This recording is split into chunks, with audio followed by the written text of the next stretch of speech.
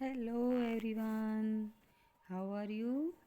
I hope you are all fine. तो आज हम करेंगे हमारी 7th क्लास की पोएम है dad and the cat and the tree. उम्मीद करती हूँ कि आप सभी ने पोएम पढ़ी होगी। आज हम इसके कुछ MCQs करेंगे जिससे आप सबका रिवीजन हो जाएगा, एक माइंड सेट रेडी हो जाएगा।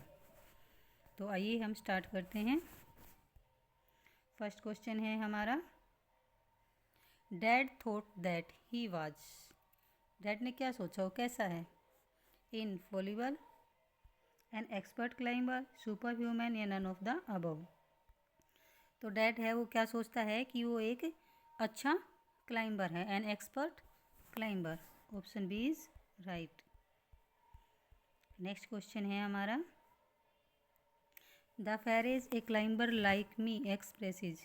जो ये फेरेज है ए क्लाइंबर लाइक मी, ये क्या एक्सप्रेस करता है? His pride, his self confidence, his belief या हिज विल पावर। तो एक क्लाइंबर लाइक मी ये क्या दिखाता है? उसका सेल्फ कॉन्फिडेंस दिखाता है। Option B is right, his self confidence. Next question है हमारा, dad was planning to.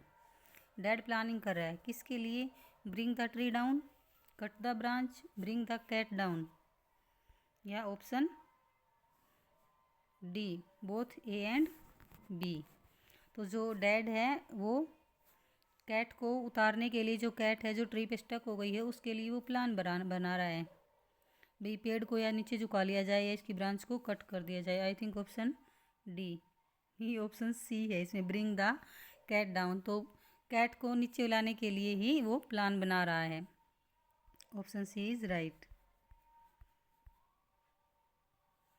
The problem with the cat was. Cat के साथ क्या प्रॉब्लम थी? That it got stuck in the tree. वो पेड़ में स्टक हो गई थी, अटक गई थी। That it was sleeping in the tree. वो पेड़ पर सो रही थी। That it never wish to come down. उसके नीचे आने की कोई इच्छा नहीं थी। Both A and B. तो प्रॉब्लम क्या थी जिसका सॉल्यूशन जो नरेटर और उसके फादर कर रहे थे? तो प्रॉब्लम यही थी कि जो कैट थी वो पेड़ पर स्टक हो गई थी। That it got stuck in the tree. Option A is right. Next question है हमारा, डैड टोल्ड एवरीवन दैट। क्या बताते? He would not solve the problem. Problem को सोल्व नहीं कर सकेगा। He would solve the problem alone. अकेला problem को सोल्व कर देगा। He can not solve the problem, नहीं कर सकता सोल्व या नन ऑफ द अबव। तो जो डैड है वो सबको क्या कहते हैं कि he would solve the problem alone, कि वो अकेला इस प्रॉब्लम को सोल्व कर लेगा। Option B is right. Next है, द पोएम इज।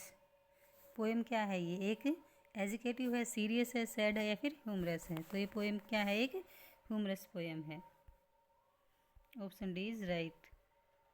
नेक्स्ट है, द अल्टीमेट विनर वाज।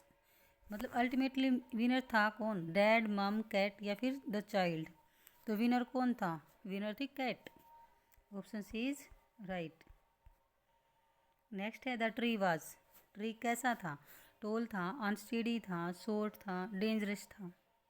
वैसे तो टोल ट्री भी था और अनस्टेडी भी था, बट इसमें ऑप्शन 2 के लिए कुछ नहीं दिखा रखा। तो कैसा हम किसके साथ जाएंगे? क्योंकि पोएम में दिखाया गया है वोबली ट्री, और वोबली का मतलब क्या होता है? अनस्टेडी।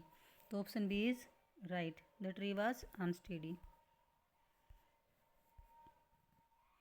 नेक्स्ट क्वेश्चन है हमारा, what happen after the poet's father fall off the ladder. क्या होता है जब पोइट्स के जो फादर हैं वो सीढ़ी से गिर जाते हैं? ही गिव्स अप, वो गिव अप कर देते हैं कि भाई नहीं अब मेरे से नहीं होगा।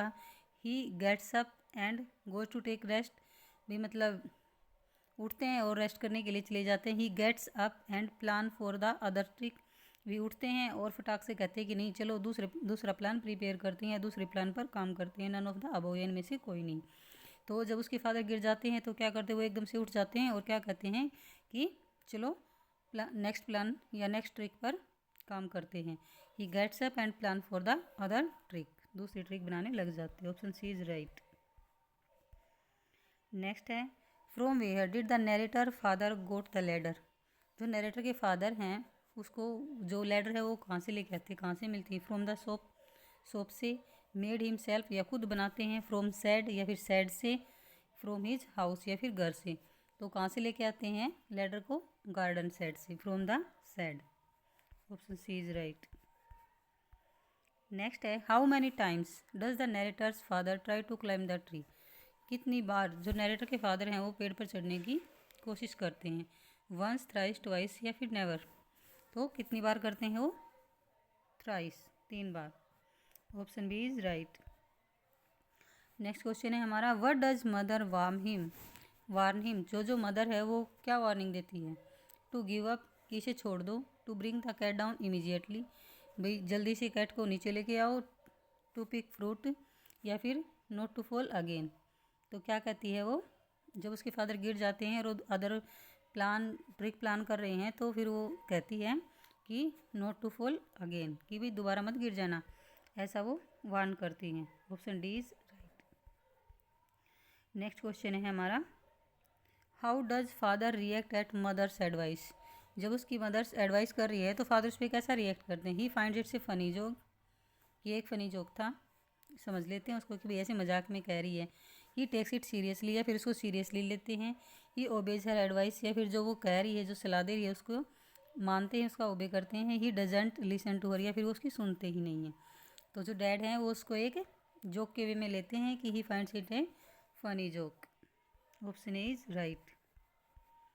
नेक्स्ट क्वेश्चन है dad was like king Bruce's, मतलब डैड किस तरह के थे? King Bruce's spider who tried a weeping donkey again and again, a fish out of water, a child who fell rapidly. भी एक बच्चा है जो लगातार गिर रहा है, एक मछली जो पानी से बाहर है जैसे वो तड़पती है, या एक भी मतलब ए वीपिंग डंकी रोते हुए गधे की तरह कि वो बार बार रोता रहता है, या king Bruce's spider who tried, या फिर जो किंग ब्रूसी की स्पाइडर है वो बार बार जैसे ट्राई करती है। तो डैड कैसे हैं? King Bruce's spider who tried, जो ट्राई करते हैं बार बार। Option is right. नेक्स्ट है the father was sure of his. तो फादर हैं वो किस चीज़ के लिए श्योर हैं? Good climbing skill, victory, defeat, या फिर पावर के लिए। तो जो फादर हैं वो अपनी क्लाइंबिंग स्किल पे श्योर हैं कि वो भाई एक अच्छे क्लाइंबर हैं और वो ये कर लेंगे। तो the father was sure of his good climbing skills. Option A is right.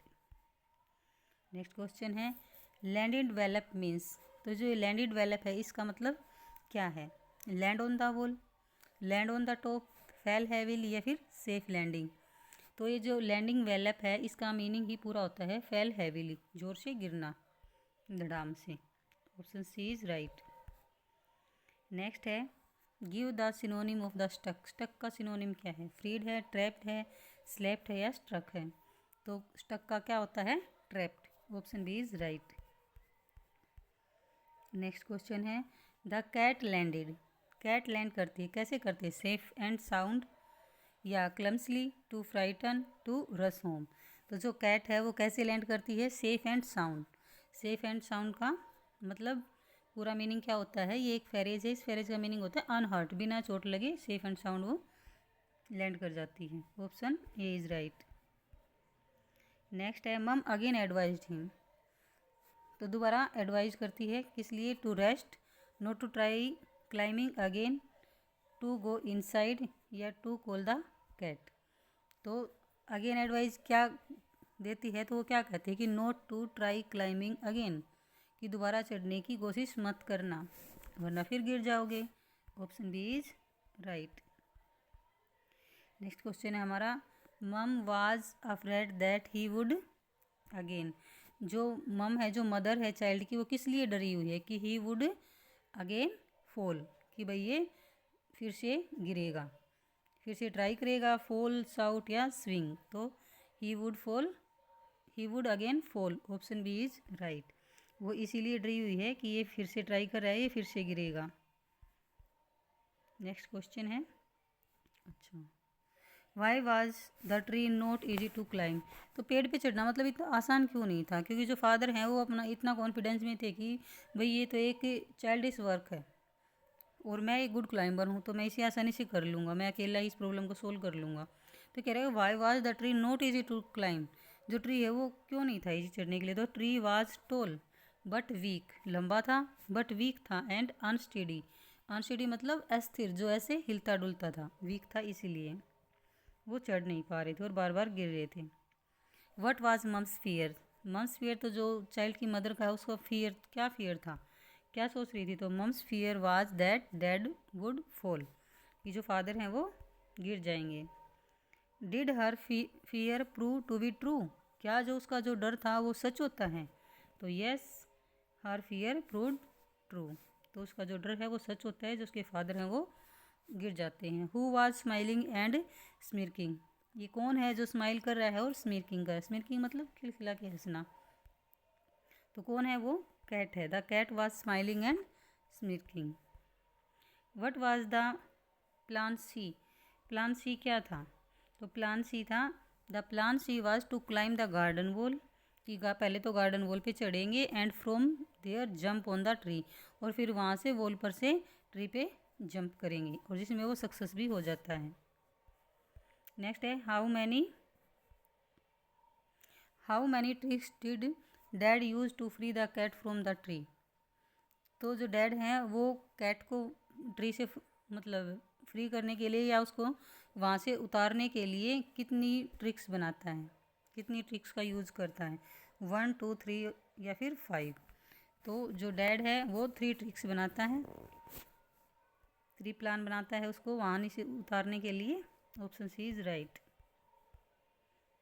Next है in the poem who is still stuck up the tree, भी पोएम में कौन है जो कि स्टिल स्टक अभी भी अटका हुआ है पेड़ पर, तो कौन है, कैट है, डैड है, मम है, या द पोइट है, तो कैट है। कैट तो नीचे मतलब सेफली लैंडेड कर जाती है, वो तो जंप कर जाती है, पर जो स्टिल स्टक है वो कौन है, वो डैड है, जो अभी भी पेड़ पर अटके हुए हैं। Option B is right. तो नेक्स्ट क्वेश्चन है हमारा, who is the poet of the poem dad and the cat and the tree, तो इसके पोएट कौन है, किटरेट, option A is right. Next question है how was the tree, tree कैसा था, wobbly hobbly strong both A and B, तो जो ट्री है वो वोबली था, अनस्टेडी था। नेक्स्ट क्वेश्चन है who was worried about dad, तो डैड के लिए कौन वरीड था, कौन चिंतित थी, the poet, cat, not sure, तो जो डैड है उनके लिए उसकी चाइल्ड की मदर जो मम है वो वरीड है, option C is right. Next है हाउ वाज द ट्री, अच्छा फिर से आ गया क्या, ट्री कैसा था, तो ट्री वोबली था, option A is right. How did dad consider climbing, तो डैड क्या समझते हैं, क्लाइंबिंग को कैसे लेते हैं, कि वो डिफ़िकल्ट जॉब है, रिस्की जॉब है, बोथ ए एंड बी, या फिर इजी जॉब है, तो जो डैड हैं वो क्लाइंबिंग को चाइल्डिश वर्क समझते हैं, चाइल्डिश वर्क मतलब इजी जॉब, तो option D is right. What did dad use to get out the cat, तो डैड क्या यूज़ करते हैं कैट को पेड़ से उतारने के लिए, वहाँ से नीचे लाने के लिए, टेबल का यूज करते हैं, चेयर का, लेडर का, या फिर पोल का, तो जो डैड हैं वो एक लेडर सीढ़ी का प्रयोग करते हैं, ऑप्शन सी इज राइट। ये हैं पोएम में दिए गए वर्ड मीनिंग, वोबली होता है अनस्टेडी, फॉर गुडनेस सेक का दिया गया है, स्कोप्ड चाइल्डिश प्ले, ठीक है, ये आप देख लेना, ये है इसके वर्ड मीनिंग। ये आपकी पोएम के MCQs फिनिश हो गए हैं। उम्मीद करती हूँ कि आपकी सारी पोएम रिवाइज हो गई होगी। Thanks for watching.